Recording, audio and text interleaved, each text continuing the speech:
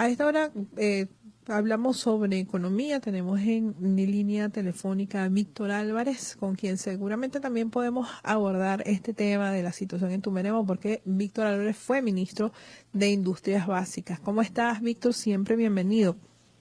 Buenos días, Esther. Un verdadero gusto poder hablar contigo y con tu audiencia. Bueno, quisiéramos comenzar con la agenda económica bolivariana. Ayer justamente el presidente de la República tuvo una reunión con sus vicepresidentes evaluando el tema. Ya han pasado 3 semanas de los anuncios de la agenda económica, los 14 motores. Ya algunos de ellos han sido activados, se han hecho distintos anuncios en este sentido. ¿Cómo evalúa Víctor Álvarez esta propuesta del gobierno nacional? Bueno, creo que hay señales, ¿no?, que indican que se empieza a romper esa inercia, ¿no?, esa inacción que tanto ha preocupado por lo prolongada que ha sido, pues, ¿no? Sobre todo porque hay una serie de medidas que el gobierno nacional, como lo hemos dicho una y otra vez,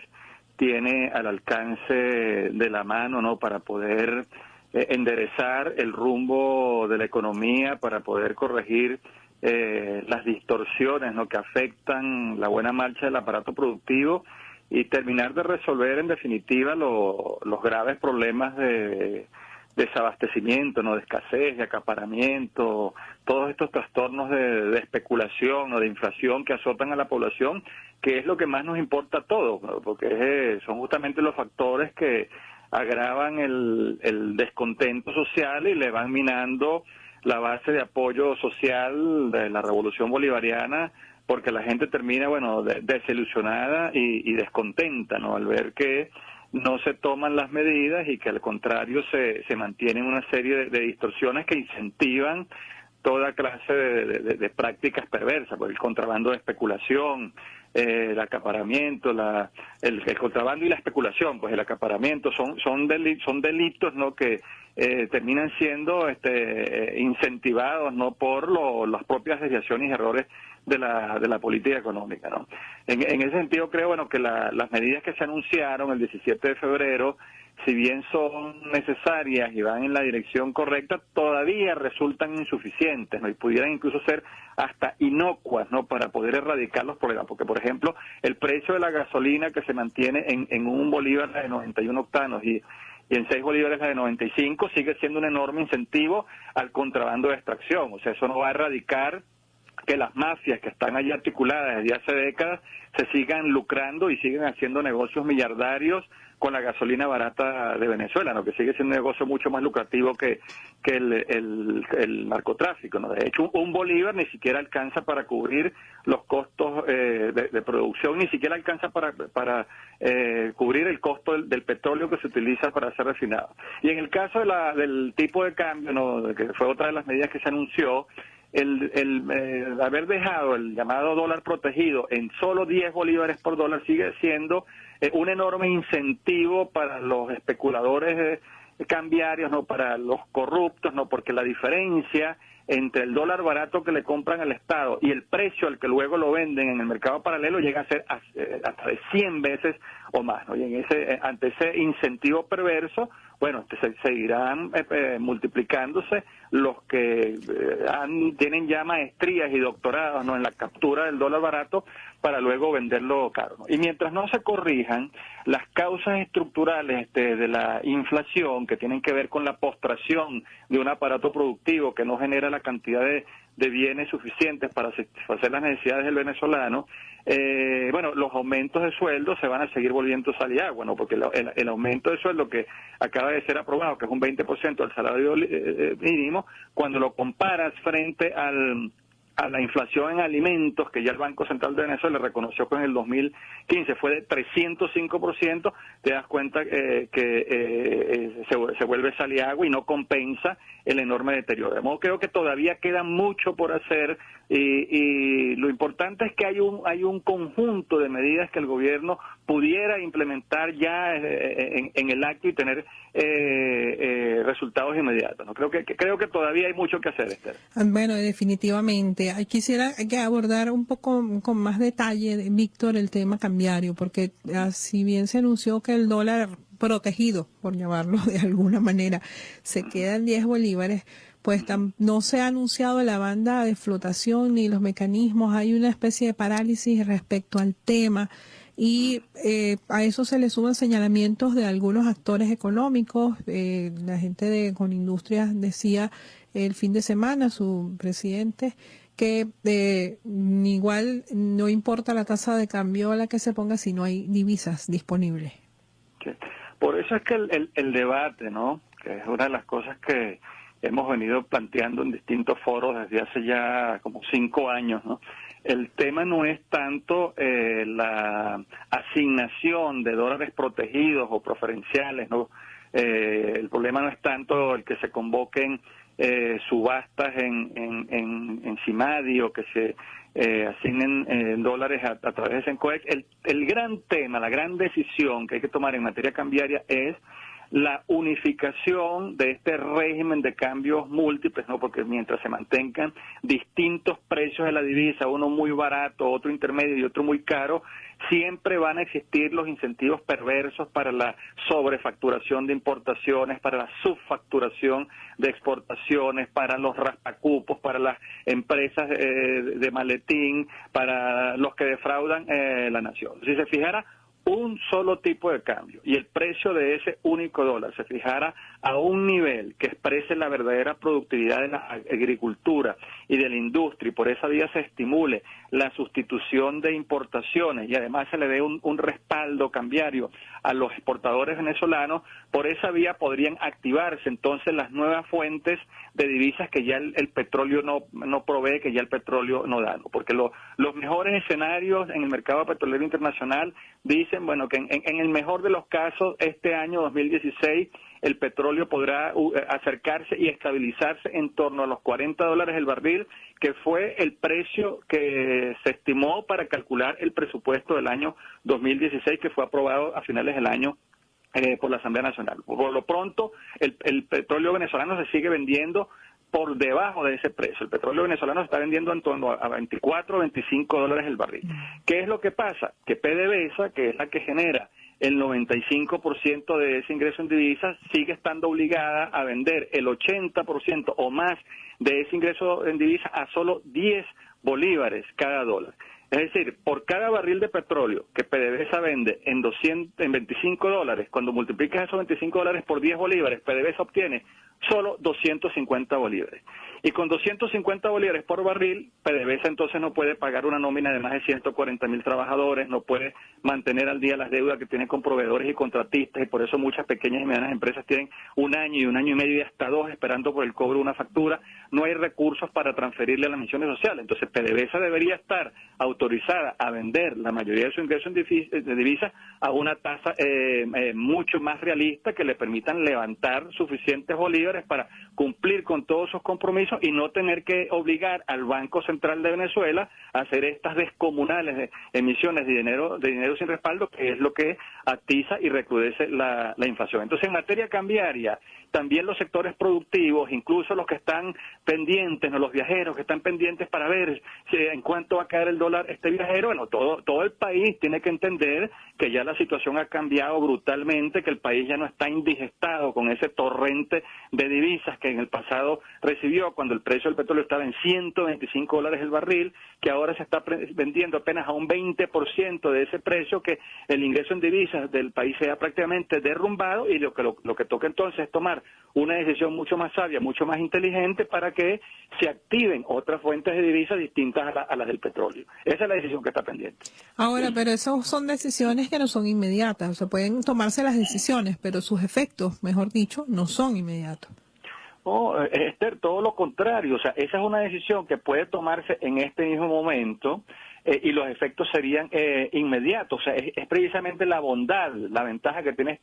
este tipo de decisiones, porque cuando PDVSA, en lugar de endeudarse con el Banco Central de Venezuela,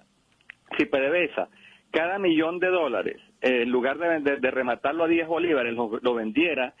a la tasa encima de 205, 206, en lugar de tener por cada $1.000.000 apenas 10 millones de bolívares, tendría 206 millones de bolívares. Con eso pagaría la nómina, le pagaría a proveedores y contratistas, se transferiría recursos a las misiones sociales y lo haría sin tener que emitir dinero inflacionario. Al contrario, recogería el exceso de liquidez que en estos momentos hay en la circulación doméstica y poco a poco se estarían estabilizando los precios. Si se sincera el precio de la gasolina y se pone un precio que permita cubrir los costos de producción y obtener una ganancia y que esa ganancia se utilice para modernizar y ampliar el sistema de transporte público, el resultado lo vas a ver enseguida, porque como hemos dicho en otras oportunidades que hemos conversado, la gasolina no se compra a crédito, o sea, no pides un crédito para pagarlo en 6 cómodas cuotas, en 12 cuotas, no, esa es una plata que la recaudas en el acto, entonces irías aliviando las deterioradas finanzas de PDVSA, porque ya PDVSA no tendría que soportar sobre sus hombros el oneroso y el carísimo subsidio a la gasolina, no tendría que tener ese enorme sacrificio fiscal, habría un precio del dólar que ya erradica la especulación, porque ahorita en este momento los precios, la formación de precios en el mercado venezolano no se hace con base en el dólar protegido de 10 bolívares por dólar, ni siquiera la formación de precios se hace con base en el precio de CIMADI de 205, 206 bolívares por dólar. O sea, la mayoría de los precios que se transan en el mercado, hasta en el mercado informal de los jugoneros, se calcula con base en el dólar paralelo. Entonces, al fijar un nuevo precio del dólar que pudiera estar en torno a los 240, los 250 bolívares por dólar, que apenas sería un cuarto del paralelo, ya empieza a sustituir y a corregir esa especulación y se van ajustando entonces el funcionamiento del mecanismo de los precios, se van aliviando las finanzas de PDVSA, se va evitando la circulación de dinero inflacionario, se van aliviando las presiones inflacionarias, se empieza a reactivar la agricultura, se empieza a reactivar la industria, empiezan a aparecer los productos, empiezan a aliviarse también las colas y vas viendo que el país entonces ya tocó fondo y empieza entonces a verse mejoría, verse señales del progreso. El problema es que no pareciera que no hemos tocado fondo, ¿no? Y el problema es que, como en la economía siempre las cosas pueden estar peor, resulta que la situación se sigue deteriorando sin que se tomen las medidas, como he dicho ya varias veces, que el gobierno tiene al alcance de la mano para corregir la situación. Ahora, desde tu intervención, Víctor, yo supongo que esto sucedería solamente con la intervención del gobierno, pero en la economía están otros actores. El gobierno también ha sido claro en señalar que hay una guerra, una conspiración económica, que hay sectores que han jugado, los mismos sectores además que se han beneficiado tremendamente con dólares preferenciales, que han establecido mecanismos para estimular la escasez y la inflación. Sí, efectivamente. Mira, un proceso como este siempre va a recibir el ataque de sus enemigos, de los que apuestan por desestabilizar, de los que apuestan por retomar el poder, por recuperar sus privilegios, ¿no? Eso es un dato, ¿no? En consecuencia, el gobierno lo que no debería hacer es facilitar los ataques de esos enemigos, o sea, facilitar el contrabando de extracción de gasolina hacia Colombia, debería erradicar los incentivos perversos que facilitan, por ejemplo, el contrabando de extracción de medicamentos y de medicinas hacia los países fronterizos o hacia los países del Caribe, y una decisión que puede tomar el gobierno es sustituir esos ruinosos subsidios indirectos, ¿no?, a los productos, y digo ruinosos porque le cuestan mucho al fisco, es un enorme sacrificio que hace el Estado para financiar un subsidio que definitivamente no le está llegando a la población, que no le está llegando a los hogares más pobres, porque los productos no se consiguen aquí, se consiguen hasta en República Dominicana y hasta en Brasil, en Colombia, pero no se consiguen en Venezuela, y sustituir entonces, tomar la decisión de sustituir esos subsidios indirectos por subsidios directos a las familias en condición de pobreza. Creo que de alguna forma eso se anunció cuando se dijo lo de la tarjeta que va a ser entregada a los hogares de la patria, que entonces ya eso aliviaría, ¿no?, en gran medida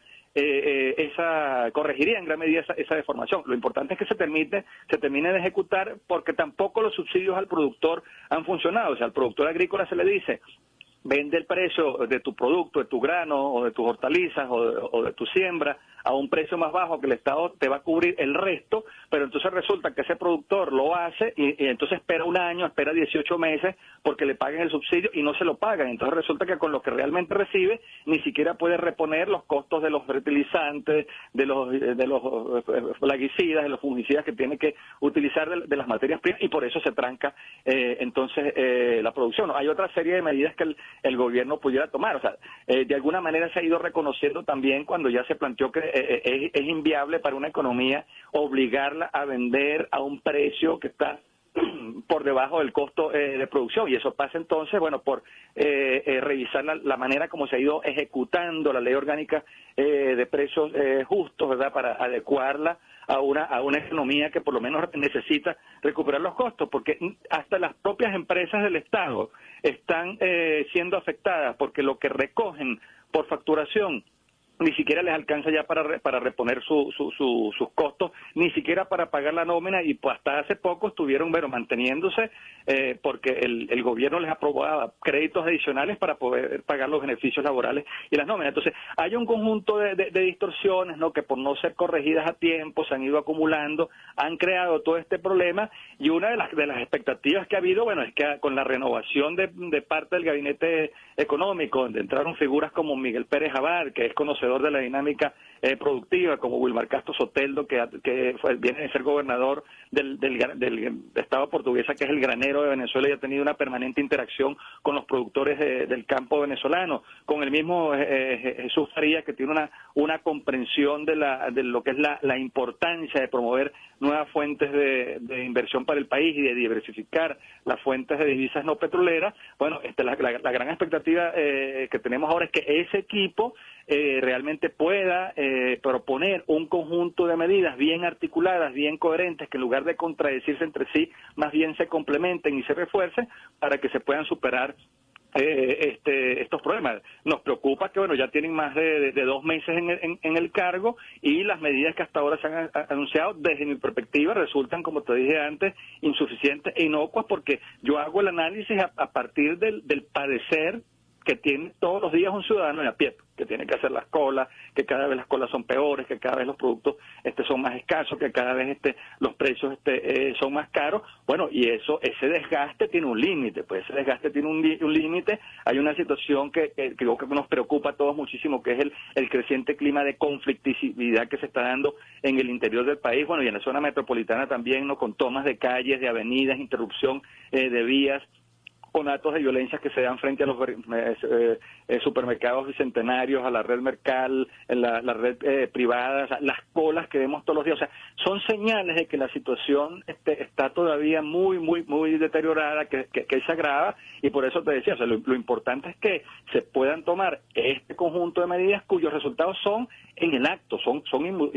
inmediatos, y son resultados súbitos, pero en beneficio de la mayoría de la población. Bueno, es un tema complejo, Víctor, sí, pero creemos que siempre es positivo revisar, valorar tanto las medidas que se han tomado como las que no se han tomado. Quisiera terminar la entrevista, no puedo dejar de tocar contigo el tema de Tumeremo, porque sabemos que conoces de la realidad de la zona. Te tocó abordar los temas que tienen que ver con la minería como ministro de Industrias Básicas en ese momento. Quisiera tu opinión sobre la situación que se está dando en Tumeremo, donde bueno, hay un grupo de personas desaparecidas. Desde el sábado se está hablando de una masacre en la zona. Ya hay además contradicción entre las autoridades locales y las regionales en la versión de los hechos. Inclusive todavía es difícil dibujar el tema, más cuando quien aparece como el principal denunciante, el diputado Américo de Gracia, a su vez también es denunciado como parte de las mafias que operan en esta zona. Sí, bueno, es muy triste lo que está pasando, porque ya en su momento, ¿no?, cuando nos tocó estar allá al frente del despacho de Industrias Básicas y Minería, una de las cosas que en ese momento se fraguaron, pues se comenzaron a construir y se lograron, fue justamente la suspensión de la minería del oro y la suspensión de la minería del carbón porque cuando sacamos las cuentas, ¿no? Y vimos, bueno, cuánto era el aporte en el ingreso en divisas que hacía esa actividad minera, o cuánto era el aporte al ingreso fiscal, o cuánto era el aporte al empleo digno y bien remunerado, nos dimos cuenta que era prácticamente nulo, pues que era mucho más los daños al ambiente, ¿no? La depredación de bosques, la contaminación de las aguas, el daño irreversible a la salud de los mineros, que lo mejor era sencillamente reducir esa actividad extractiva a su mínima expresión, y así se hizo. Pues en su momento el presidente Chávez suspendió la explotación no solamente del oro, sino también del diamante y del carbón, ¿no? Y eso fueron decisiones que se tomaron en aquel momento. Esto que está pasando ahora siguen siendo las trágicas consecuencias del extractivismo minero, que no es nuevo. O sea, ya llevamos más de 500 años en esta historia, porque la leyenda del Dorado, cuando los conquistadores vinieron a estas tierras a buscar esas tierras donde el oro era tan abundante que lo cambiaban por espejitos, en eso tenemos 500 años. Y después de 500 años de extractivismo minero, una de las cosas que podemos decir es que ningún país del mundo, ninguna sociedad se ha desarrollado, ha diversificado su economía y ha logrado crecientes niveles de calidad de vida y de bienestar sobre su pueblo sobre la base de la extracción minera. O sea, basta con ir a Tumeremo, basta con ir al Callao para ver cómo sobre esas minas, sobre esas tierras donde subyacen decenas de miles de onzas de oro, o sea, lo que hay es pobreza y exclusión social. De modo que la decisión, ¿no?, que el país tiene que tomar no es reactivar el extractivismo minero y volver a esta historia que ya hemos superado, sino sencillamente ir a los esquemas que ya se habían planteado dentro del Plan de la Patria y dentro del primer plan de desarrollo de la nación, del anterior, el primer plan socialista de la nación, que era justamente diversificar la economía y ir a un modelo post-extractivista que erradique la causa principal de estos males, porque de lo contrario, este tipo de tragedias se van a seguir repitiendo. No olvidemos que hace unos años atrás también hubo otros hechos lamentables donde varios mineros perdieron la vida, y solamente basta ir allá, Esther, para ver los daños irreparables que se le causan al ambiente, cómo allí se depreda la selva, cómo allí se contaminan las aguas, y el daño que sufren la salud de los mineros, que terminan contaminados por mercurio y por todos esos químicos que se utilizan en la extracción del oro, que terminan generando enfermedades genéticas. No hay que ver la cantidad de niños que han nacido con problemas. Entonces por ahí no está la solución. O sea, retomar la práctica del extractivismo minero es lamentablemente una vuelta al pasado.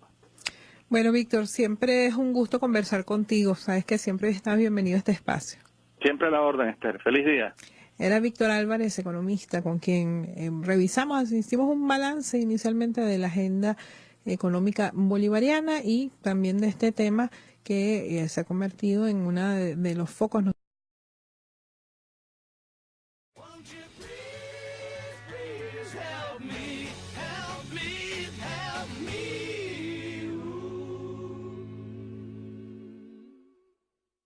Tanto ha preocupado por lo prolongada que ha sido, pues, ¿no? Sobre todo porque hay una serie de medidas que el gobierno nacional, como lo hemos dicho una y otra vez,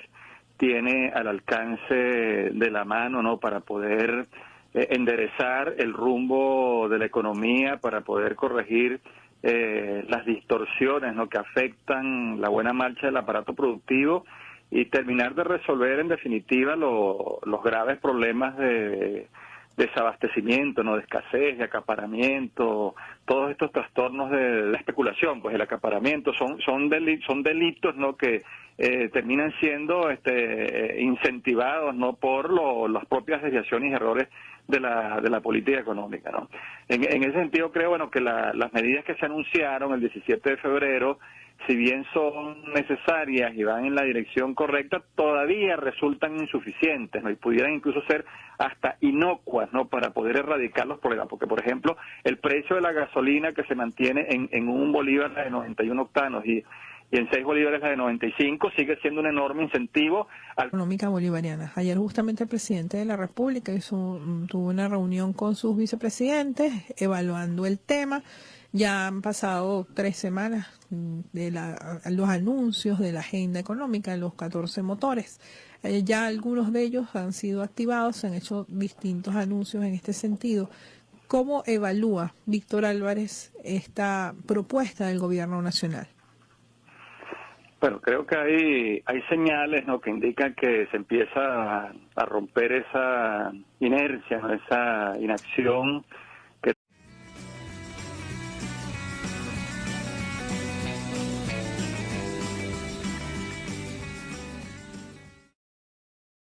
A esta hora hablamos sobre economía. Tenemos en línea telefónica a Víctor Álvarez, con quien seguramente también podemos abordar este tema de la situación en Tumeremo, porque Víctor Álvarez fue ministro de Industrias Básicas. ¿Cómo estás, Víctor? Siempre bienvenido. Buenos días, Esther. Un verdadero gusto poder hablar contigo y con tu audiencia. Bueno, quisiéramos comenzar con la agenda De especulación o de inflación que azotan a la población, que es lo que más nos importa a todos, ¿no?, porque son justamente los factores que agravan el descontento social y le van minando la base de apoyo social de la revolución bolivariana, porque la gente termina, bueno, desilusionada y descontenta, ¿no?, al ver que no se toman las medidas y que al contrario se mantienen una serie de distorsiones que incentivan toda clase de prácticas perversas, por el contrabando de especulación, el acaparamiento, el contrabando y